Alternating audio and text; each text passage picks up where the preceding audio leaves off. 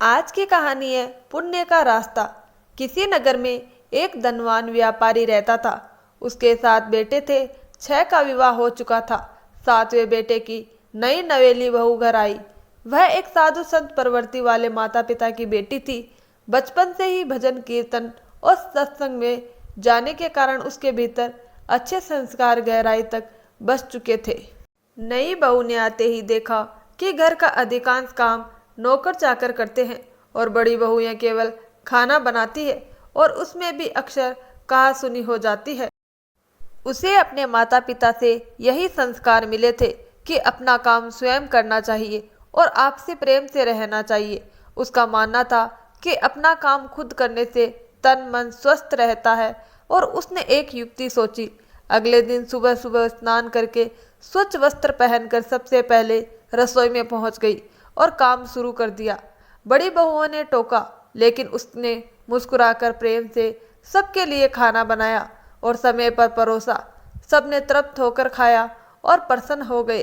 दोपहर में सास, जिसका नाम कमला देवी था, बहू के पास आई और बोली, बहू तू सबसे छोटी है, तेरी 6 जेठानियां हैं, तू रसोई क्यों बनाती है? बहू बोली, माँ जी आप तो जानती हैं, शास्त्रों में लिखा है कि अतिथि भगवान का स्वरूप होता है। जब अतिथि भोजन पाकर तृप्त होता है तो भोजन कराने वाले को बड़ा पुण्य मिलता है। तो क्या घर वालों को भोजन कराने से पाप होता है? जब भगवान का वास हर जीव में है तो घर के सभी सदस्य भी तो भगवान के ही स्वरूप है। अन्न आपका, बर्तन आपके, सब कुछ आपका।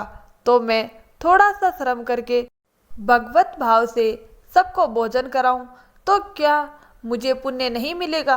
सास को यह बात अच्छी लगी। उसने सोचा, हम इसे छोटी समझते हैं लेकिन इसकी बुद्धि सबसे अच्छी है। अगले दिन कमला देवी खुद सुबह उठकर रसोई बनाने बैठ गई। जब बहुओं ने देखा तो बोली, माँ जी आप क्यों परिश्रम करती हैं? सास ने कहा, मेरी उम्र तुमसे ज्यादा है, मैं जल्दी चली जाऊंगी। अगर अभी पुण्य नहीं करूंगी तो कब करूंगी? बहुओं ने कहा, माँ जी घर का काम करने में पुण्य कहाँ? सास बोली, तो क्या घर वालों को खिलाने से पाप होता है? सब में ईश्वर का वास है। यह सुनकर बहुओं को भी बात समझ आ गई। अब यह तय हुआ कि जो बहू पहले उठे वही रसोई बनाए। पहले जो भावना थी तू बना, अब वह खत्म होकर मैं बनाऊं वाली भावना आ गई। छोटी बहू, जिसका नाम सुमित्रा था, उत्साही थी। उसे अब हर चौथे दिन ही रोटी बनाने की बारी आती। उसने सोचा, अब और क्या किया जाए। घर में गेहूं पीसने की पुरानी चक्की पड़ी थी तो वह गेहूं पीसने लगी। हाथ से पीसा आटा ठंडा और पौष्टिक होता है और उसकी रोटियां भी स्वादिष्ट बनती है। जब सुमित्रा ने हाथ से पीसे आटे की रोटियां बनाई तो सबने तारीफ की। सास ने कहा, बहू हमारे पास पैसे की कमी नहीं है, तू क्यों पीसती है? सुमित्रा ने कहा, माँ जी हाथ से गेहूं पीसने से व्यायाम होता है और स्वास्थ्य अच्छा रहता है, साथ ही यह भी सेवा है। सास और जेठानियाँ भी मान गई और अपने पतियों से कहकर चक्कियाँ मंगवा ली। अब सभी रोज थोड़ा थोड़ा गेहूं पीसने लगी। एक दिन सुमित्रा ने देखा कि जूठे बर्तन मांजने के लिए नौकरानी आती है। उसने सोचा अपने बर्तन खुद मांजने चाहिए। अगले दिन उसने बर्तन मांज दिए। सास बोली, बहू बर्तन मांजने से तेरे गहने घिस जाएंगे। सुमित्रा ने कहा, माँ जी काम जितना छोटा उतना ही उसका महात्म्य ज्यादा है। पांडवों के यज्ञ में भगवान कृष्ण ने जूठी पतले उठाई थी। सास ने यह सुना तो अगले दिन खुद बर्तन मांजने बैठ गई।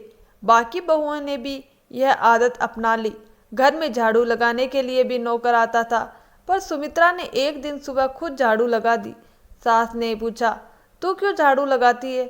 सुमित्रा बोली, माँ जी रामायण में सबरी रोज पंपासर का रास्ता साफ करती थी ताकि ऋषि मुनियों के पैरों में कांटा न चुभे। सास को लगा कि बहू तो सबका पुण्य ले लेगी। अब सबने मिलकर झाड़ू लगाना शुरू कर दिया। घर में आपसी प्रेम बढ़ा। सेठ हरि प्रसाद का धन भी दिन दुगुना बढ़ने लगा। उसने सब स्त्रियों के लिए गहने कपड़े बनवाए। सुमित्रा अपने गहने लेकर बड़ी जेठानी शारदा के पास गई और बोली, आपके बच्चों का विवाह करना होगा, गहने बनवाने पड़ेंगे। मेरे अभी बच्चे नहीं हैं, यह गहने आप रख लीजिए। साथ ही उसने कुछ पैसे और कपड़े नौकरों में बांट दिए। सास ने पूछा, बहू तूने अपने गहने क्यों दे दिए?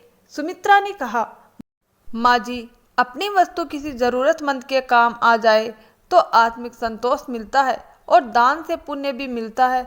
कमला देवी को यह बात लग गई। वह सेठ से बोली, मैं नौकरों में कपड़े बांटूंगी और पास पड़ोस के गरीबों बच्चों की फीस भी भरूंगी।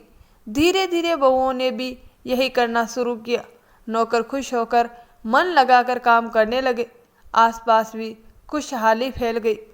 तो दोस्तों, हमेशा सबका भला करो। छोटी सी जिंदगी है, जितना चाहे उतना पुण्य कमा सकते हैं। तो दोस्तों, हमेशा पुण्य का काम करें, हमेशा सबके बारे में सोच कर चले। आपको हमारी यह छोटी सी कहानी कैसी लगी? कहानी अच्छी लगी हो तो वीडियो को लाइक, शेयर और चैनल को सब्सक्राइब जरूर करें। धन्यवाद दोस्तों।